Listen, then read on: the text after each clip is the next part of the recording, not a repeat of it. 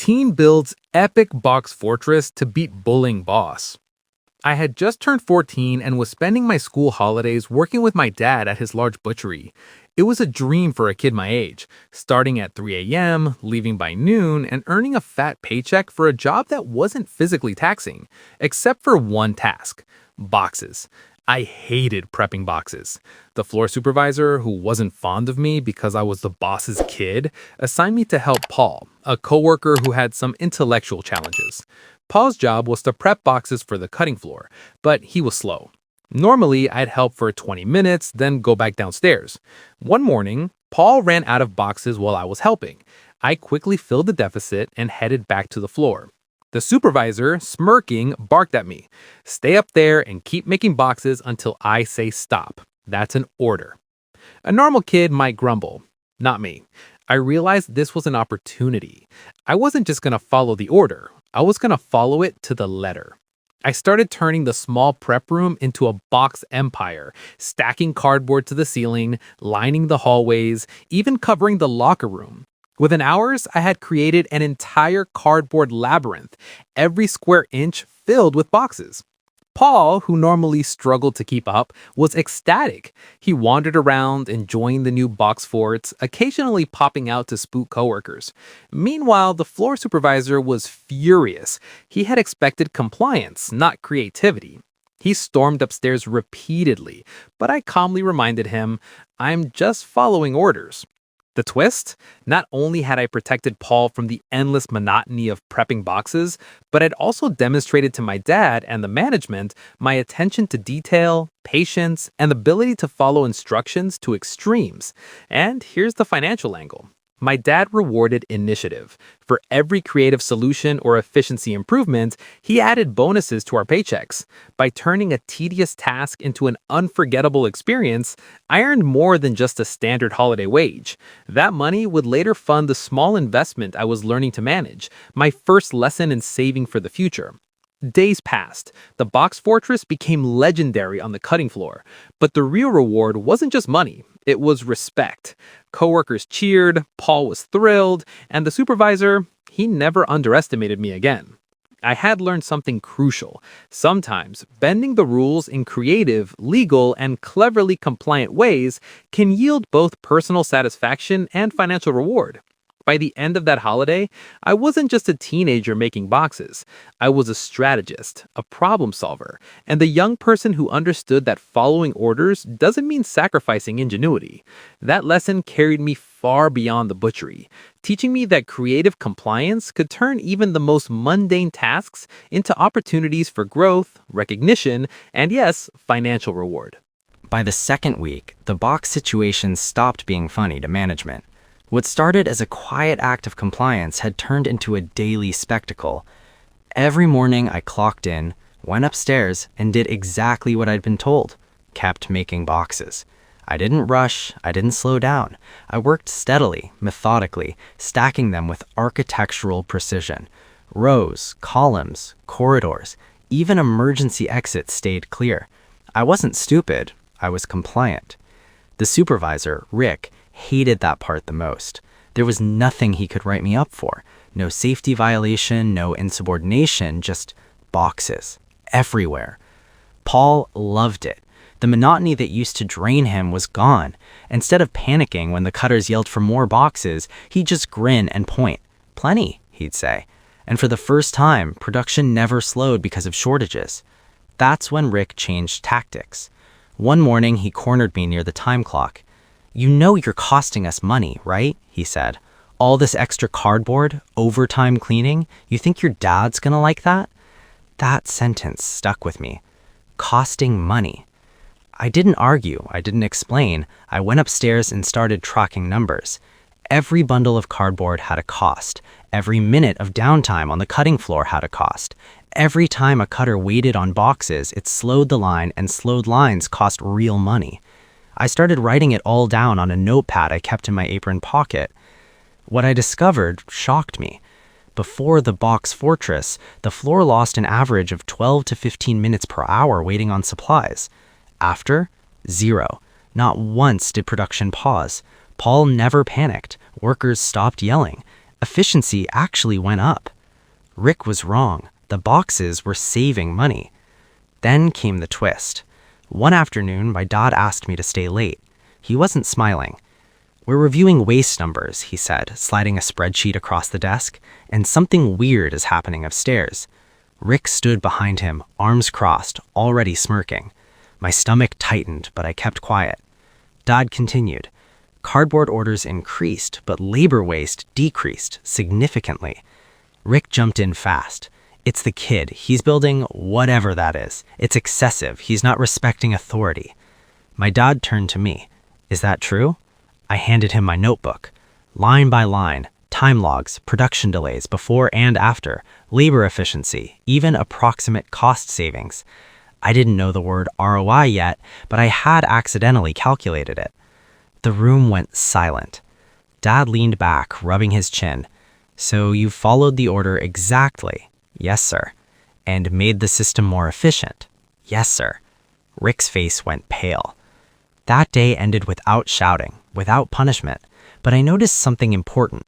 Rick stopped giving me orders directly. The next week, something else changed. My paycheck. There was an extra amount listed as performance bonus. I stared at it longer than I should have. Later, my dad said quietly, "You saved us more than that in lost production, and you treated Paul like a human being." That was the moment money stopped being just spending cash to me. It became a scoreboard, a signal, a way decisions echoed beyond emotions. Rick didn't forget it. Neither did I, because I could feel it building. This wasn't over. When power gets embarrassed, it doesn't forgive. It waits. And I knew Rick was waiting. By the third week, the box incident wasn't a joke anymore. It had become a problem. Management didn't say it out loud, but I could feel it in the air every morning I clocked in. The supervisors stopped laughing. The cutting floor leads stopped joking with me. Even Paul sensed something was off, though he couldn't explain it. The truth was simple. My harmless compliance had done something nobody expected. It exposed inefficiency. Boxes were supposed to be a background task, invisible, cheap. But because I followed orders so literally, the cost suddenly had a spotlight on it. Hundreds of boxes stacked unused meant wasted time, wasted labor, and wasted money. And in a business like meat processing, margins mattered. That's when the bullying supervisor, Rick, decided to make an example out of me. One morning, he cornered me near the loading bay. His voice was calm, fake calm, the kind adults use when they're planning something ugly. "You like boxes so much?" he said. "Fine. From now on, that's all you do. No help downstairs, no early leave, you stay until closing." That was a problem. The entire reason I worked there was financial. My dad paid fair, but overtime came from helping on the cutting floor, not folding cardboard like a machine. Rick wasn't just punishing me, he was cutting my pay without saying it out loud. And that's when the real lesson started. Instead of arguing, I did the math. 8 hours of box folding per day, hundreds of boxes, paid hourly, no productivity cap, no written limit, no instruction about storage, tracking, or waste reduction. Rick thought he'd put me in my place. What he'd actually done was give a financially minded teenager unlimited access to a cost center with no supervision. So I optimized. I started tracking everything. Time per box, stack efficiency, storage patterns. I reorganized the box rooms so tightly that it doubled capacity. I logged how many boxes were actually used per shift versus how many were produced. I even noticed certain box sizes were rarely touched but ordered in bulk. By Friday, I knew something management didn't. They were over-ordering by thousands of dollars a month. Paul helped in his own way, fetching tape, handing me flattened boxes, humming while I worked. For the first time, he wasn't being rushed or mocked. We worked at a steady, calm pace, efficient, predictable. Rick noticed the calm and hated it. He accused me of slacking, then of hiding boxes, then of playing games. Each accusation fell flat because I had numbers, literal numbers, written down, time-stamped. The real twist came when my dad asked to see me after shift. Not Rick, not HR, the owner. He didn't yell, he didn't accuse, he asked one question. Why are there fewer box orders this week? I showed him everything. The logs, the waste ratios, the space efficiency charts I'd scribbled in a notebook I originally used for school. The room went quiet. That's when Rick realized something too late. Malicious compliance becomes dangerous when the employee understands money better than the boss understands power. I wasn't just making boxes, I was exposing waste, and in a business built on margins, that made me untouchable. Paul smiled when we left that day. He didn't know why, he just knew nobody yelled at him anymore. I knew why. Following orders didn't make me small, it made the system visible, and that scared the people who benefited from it staying hidden. The next week would decide everything. My job, Rick's authority, and whether compliance could turn into leverage. By Thursday morning, the butcher shop felt different. Not louder, not busier, heavier. Every employee who walked in slowed down when they saw it. The wall, my wall. The box fortress had grown overnight, fed by my boss's favorite phrase, "If you're done, keep making boxes." I had followed that order the same way a calculator follows math, perfectly. I clocked in at 6:02 a.m., tied my apron, and didn't even glance at my boss, Rick. I went straight to the baler area, pulled flat cardboard from the stack, and started folding. Each box identical, each box stacked with surgical precision. I built upward, then outward, then reinforced the corners like I was framing a cheap apartment with zoning laws. This wasn't rebellion, this was compliance. Rick noticed at 6:14. "What the hell is that?" he barked. I didn't stop folding. "Boxes." "I can see that." "You told me to keep making them." A couple of the older guys snorted behind the meat counter. Rick shot them a look that could curdle milk. He stepped closer, eyes scanning the stocks like he was calculating rent. "How many is that?" I stopped counting at 400. Silence. Here's the thing about Rick. He loved control, but he hated numbers unless they made him look smart. Inventory, payroll, shrink, those were accounting problems. My job was to obey, not think. So when I handed him a clipboard with the production log I'd started, timestamps, quantities, materials used, his face twitched. "What's this?" "Documentation," I said, "in case you need it for inventory." He flipped a page, his jaw tightened. Boxes cost money, cardboard cost money, time definitely cost money, and I was paid hourly. Rick snapped the clipboard shut. "Go help up front." "Can't," I said. "You told me to keep making boxes until the lunch rush."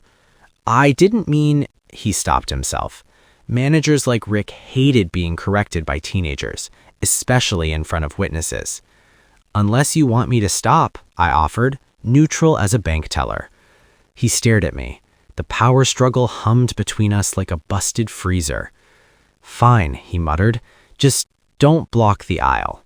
I nodded and kept stacking. By 9 a.m., customers were asking about it. "What's with the cardboard castle?" an older woman asked. Rick forced a laugh. "Supply issue." I didn't look up. Management directive. That one earned a laugh from the counter. Rick's ears went red. At 11:30, the regional manager showed up unannounced. Her name was Denise, and she wore a blazer that cost more than my monthly groceries. Denise was money, efficiency, metrics. She smelled waste the way dogs smell fear. She took 3 steps into the back and stopped cold. "What is this?" Rick jumped in like a man throwing himself on a grenade. "We had extra cardboard. He misunderstood." Denise raised her hand. "How much did this cost?" I spoke before Rick could. Approximately $312 in cardboard value, plus 9 labor hours at $13.50 an hour, roughly $433 total. Denise looked at me for the first time. "You tracked it?" "Yes, ma'am." Rick shot me a warning glare. I ignored it. Numbers are armor. Denise turned back to Rick. Why are we paying to store empty boxes? Rick stammered. I told him to follow instructions, I said calmly, which I did. Denise exhaled through her nose. Clear instructions matter, Rick. She looked at the fortress again. Break it down. Recycle what we don't need. And you, she pointed at me, what's your name? I told her. You good with numbers? Yes, ma'am. Do you want more hours? Rick's head snapped toward her. Yes, ma'am, I said. Good. Talk to payroll. Rick, my office, now. They walked away. The room exhaled. One of the cutters clapped me on the shoulder. Kid just built a cardboard resume. I smiled for the first time all week. But here's the twist no one saw coming. At the end of my shift, Rick cornered me by the lockers. You think you won? He said quietly. I didn't think anything. I worked. He leaned closer. You embarrassed me. I followed orders. His eyes hardened. You don't have a future here. That night, I checked my phone. Email from HR. Subject, schedule update and cross-training opportunity. They'd moved me off Rick's shifts. More hours, front of house exposure, inventory assistance, slight pay bump. Rick had tried to crush me. Instead, he taught me something priceless. Malicious compliance isn't about revenge. It's about leverage. Documentation is power. Clarity protects income, and bosses who misuse authority usually expose their own inefficiency. I went to sleep smiling. The fortress was gone, but the lesson stayed. I thought the box fortress was the end of it. For one brief, glorious shift, it felt like I'd won. The store manager had finally been forced to acknowledge me. Corporate had shown up, and my boss, Rick, had been humiliated in front of everyone. I figured the worst thing that could happen next was getting written up or losing my hours. I underestimated how people with power react when you expose them. The following week, my schedule mysteriously dropped from 30 hours to 12. No explanation, no warning. I'd show up, clock in, and Rick would barely look at me. When he did, it was with that same fake smile he used right before dumping work on someone else. And the work? It got worse. I was taken off the register completely. No tips, no customer interaction, no visible role. Instead, I was shoved into the freezer, hauling 50-pound boxes of frozen meat alone for entire shifts. That's when I realized something important. This was no longer about boxes. This was about money. At 17, that paycheck mattered. I was helping my mom with groceries. I was saving for community college. I didn't have the luxury of quitting without a plan. Rick knew that. He was counting on it. He thought if he squeezed me slowly enough, I'd either quit or mess up, giving him a clean excuse to fire me. So I did what I'd learned to do best in that store. I followed the rules perfectly. Rick's favorite phrase came back into play. Do exactly what you're told. So I did. I logged every task, every instruction, every minute. I tracked how long each freezer run took, how much weight I moved, how many boxes I stacked, when equipment was faulty, when safety protocols were skipped. I kept copies of schedules showing my hours being slashed. I saved texts where Rick contradicted himself. I documented every moment I worked alone in unsafe conditions because state labor laws were very clear about minors doing heavy lifting without supervision. I didn't complain. I didn't argue. I waited. 2 weeks later, corporate emailed me again, a routine follow-up regarding the earlier incident. This time, I was ready. I showed them everything. And I didn't just frame it as personal treatment, I framed it as financial retaliation. Reduced hours after a corporate complaint, unsafe labor practices involving a minor, loss of tipped income without justification. That changed the tone fast. Corporate doesn't panic over hurt feelings. They panic over liability. 3 days later, Rick was gone. No goodbye, no announcement. His name simply vanished from the schedule. The assistant manager quietly told me he'd been let go due to multiple violations.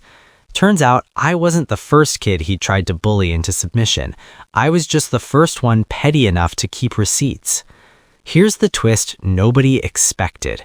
They offered me Rick's old shifts, 35 hours, register work, a dollar raise, and a written apology from corporate HR for mismanagement. But I didn't feel victorious. I felt awake. Because for the first time, I saw work for what it really was. Not just effort traded for money, but power traded for silence. Rick assumed I needed the paycheck too badly to fight back. He assumed youth meant ignorance. He assumed compliance meant weakness. He was wrong. I worked another 2 months, long enough to rebuild my savings, long enough to prove I wasn't difficult. Then I quit on my own terms right before college started. When I walked out for the last time, I looked at the empty space where the box fortress used to be. It wasn't about the boxes. It was about learning that even when you're broke, young, and replaceable, documentation is leverage. Rules can be weapons. And sometimes the best way to win isn't rebellion. It's obedience taken to its logical extreme. Rick taught me that. He just didn't realize it. Have you ever used malicious compliance to protect your job, your money, or your dignity, and did it pay off? If you enjoy real-world stories about power, money, and smart revenge at work, subscribe now. New high-stakes Reddit-style finance and workplace stories drop every week. Don't miss the next one.